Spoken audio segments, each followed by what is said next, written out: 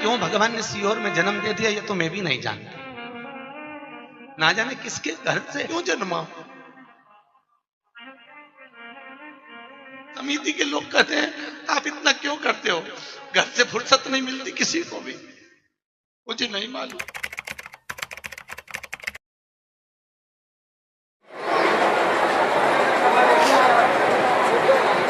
इतने सुंदर कान भगवान ने दिए हैं, इतने सुंदर कर्ण दिए हैं, उन कर्णों को हम क्यों छेदते हैं? उन कानों को छेदने का कारण क्या?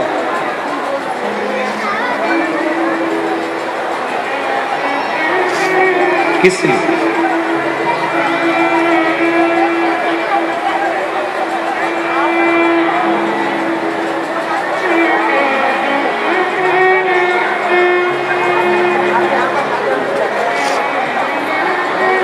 उन कानों को छेदने का कारण कोई दूसरा नहीं होता। इन कानों को छेदने का कारण क्या होता है? क्यों छेदा जाता है? तो कोई कहेगा कि रोग को मिटाने के लिए, कोई कहेगा बीमारी को मिटाने के लिए, कोई कहेगा सुंदरता के लिए, कोई कहेगा कोई और बातों के लिए।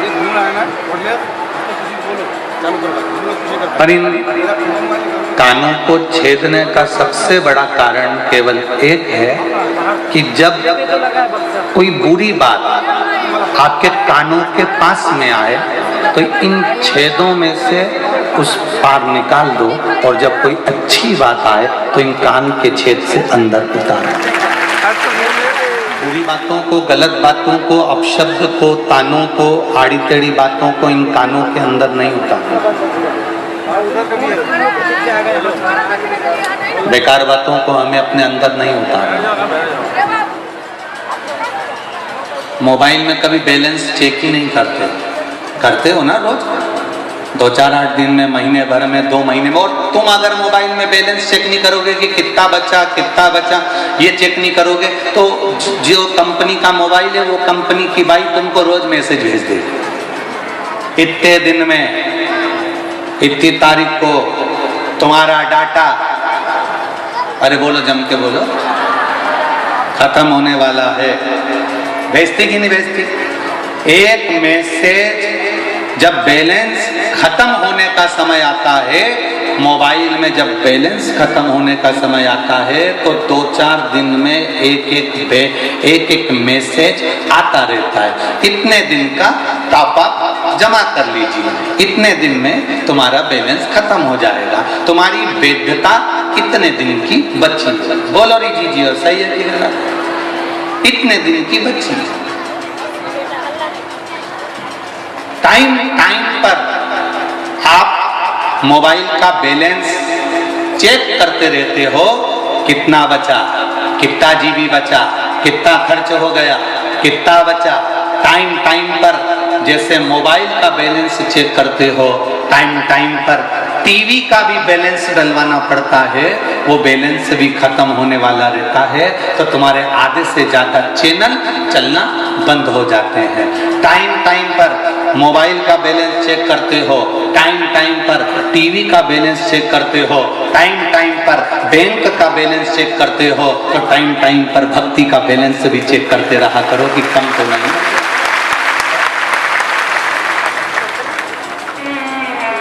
जैसे मोबाइल का बैलेंस खत्म होता है तो मैसेज आता है, आपकी भक्ति भजन कम होता है तो उसके भी मैसेज आते हैं। घुटना दुखने लगता है, पहला मैसेज। किसी का एक्सीडेंट हो गया, जम के बोलो जरा, दूसरा मैसेज। सबके बच्चों की शादी पक्की कराई तुमने और तुम्हारी औलाद की शादी तुम पक्की नहीं करवा पा रहे हो, तीसरा मैसेज वो भेज रहा। क्यों? तुम कहते हो मेरे तो कभी पहले घुटने ही नहीं दुखते थे, मेरा तो कभी एक्सीडेंट ही नहीं हुआ था, फिर ये अभी एक्सीडेंट कैसे हो गया? मेरे बच्चों का ब्याह तो मैंने कई लोगों के ब्याह करे, मेरे बच्चों का ब्याह कैसे रह गया? पहले तुमने करे, अभी क्यों नहीं हो रहा? क्योंकि पहले बैलेंस अच्छा था, भक्ति अच्छी थी, भजन अच्छा था, पूरा की पूरा मोबाइल का डाटा पक्का था, खूब बैलेंस था, तो तुम जो करते थे वो हो जाता था। अब बैलेंस कम होते गया तो दुख आते गया। भगवान दुख इसलिए देता है कि तुम्हें समझ में आ जाए कि बैलेंस खत्म हो गया है। भक्ति के बल को बढ़ा, भजन को बढ़ा, कीर्तन को बढ़ा, स्मरण को बढ़ा, मंत्र जाप को बढ़ा, शिव मंदिर में जा, एक लोटा जल चढ़ा, भगवान का भजन कर, घर के बुजुर्गों का सम्मान कर, संत साधु गुरुजन को प्रणाम कर। ये बैलेंस हमें बढ़ाना है। जब हमारा बैलेंस बढ़ जाएगा तो मैसेज आना, बोलो बोलो जम के बोलो, फिर एक मैसेज आएगा, आपका मोबाइल का रिचार्ज हो गया है, आप खूब मोबाइल चला। अगर भक्ति का बैलेंस प्रबल हो गया तो तुम्हारी मर्जी पड़े सो करो, पर भक्ति का बैलेंस कम हो गया तो फिर श्रेष्ठता नहीं। अपने बैलेंस को बढ़ाओ। टाइम टाइम पर मोबाइल चेक करते हो, टाइम टाइम पर टीवी चेक करते हो कि कितना बचा, टाइम टाइम पर अपने बैंक का अकाउंट चेक करते हो कितना गया कितना बचा। ऐसा ही टाइम टाइम पर अपने जीवन का बैलेंस भी देखते जाओ कि मैंने कितना झूठ बोला, कितना कपट करा, कितनी बेईमानी करी, कितना गलत किया और कितना मैंने अच्छा करा। हमारा बैलेंस कितना बचा है, हमने कितना भजन किया है, कितना कीर्तन किया है, कितना मंत्र जाप किया है, कितना स्मरण किया है। अपने बैलेंस को देखने का प्रयास करिएगा तो आपको खुद आनंद की अनुभूति हो जाएगी। हमें दूसरे के मोबाइल का बैलेंस नहीं देखना, हमें अपना बैलेंस देखना।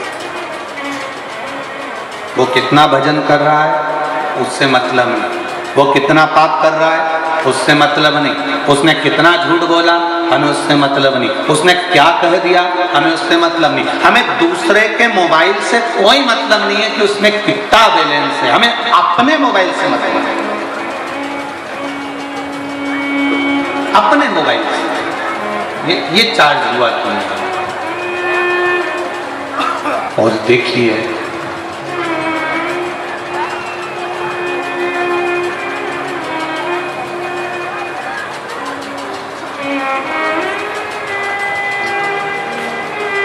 कोई पानी पिला रहा है, कोई चाय पिला रहा है, कोई नाश्ता पिला रहा है, कोई खिचड़ी बांट रहा है, कोई बिस्कुट बांट रहा है, कोई कुछ बांट रहा है, कोई कुछ बांट रहा है। इसी भिलाई में एक दुकान वाले भैया ने यही ग्राउंड के आगे अपनी दुकान में, लाइट की दुकान में, उन्होंने लाइट के कनेक्शन के बोर्ड बनाकर बाहर रख दिए। कोई पानी पिला रहा है, कोई चाय पिला रहा है, कोई नाश्ता करा रहा है। उसने लिख दिया जितने लोग कथा सुनने आए हैं इनको अगर चार्जिंग करने के लिए मोबाइल नहीं हो तो यहाँ चार्जिंग पॉइंट रखा है, इससे चार्ज। अब देखिए भिलाई वालों को धन्यवाद है, ऐसे भिलाई के भक्तों को दंडवत प्रणाम है, ऐसे भक्तों को जिन्होंने इतनी सेवा दी है, उनको साधुवाद साधुवाद।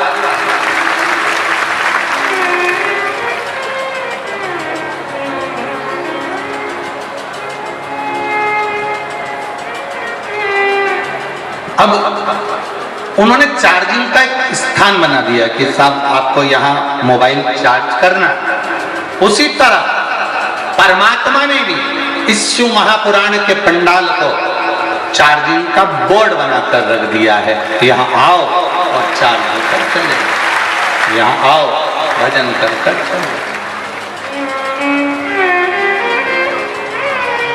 यहाँ आए हो भगवान की अविरल भक्ति को धारण करिए, भगवान के भजन को धारण करिए, भगवान की अविरल भक्ति को अपने जीवन में उतारिए, भगवान की अविरल भक्ति को अपने भीतर